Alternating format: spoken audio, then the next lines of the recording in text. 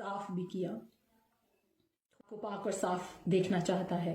خدا نے آپ کی پاکیزگی کا انتظام کر دیا ہوا ہے، اس نے اپنا بیٹا یسوع بھیج دیا ہوا ہے۔ اب آپ کو اسے قبول کرتے ہوئے اس زمین پر جب آپ زندہ ہیں تو اسی میں قائم رہتے ہوئے زندگی کو بسر کرنا ہے، اور کبھی اس زمین پر اپنے آپ کو اس سے الگ نہیں کرنا، اس سے جدا نہیں کرنا، کیونکہ انگور کا حقیقی درخت جو ہے وہ یسوع مسیح ہے اور ہم اس کی ڈالیاں ہیں، اور ہمیں اسی میں پوست رہنا ہے۔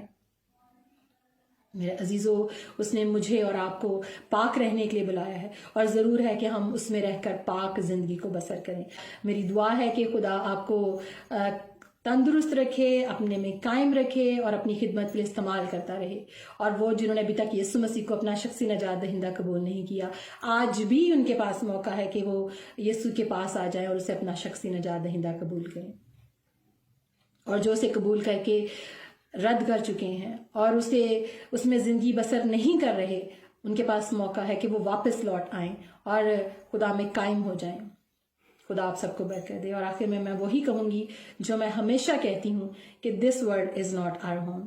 God's warrior, disciples and believers, get ready, be faithful and be strong. God bless you all.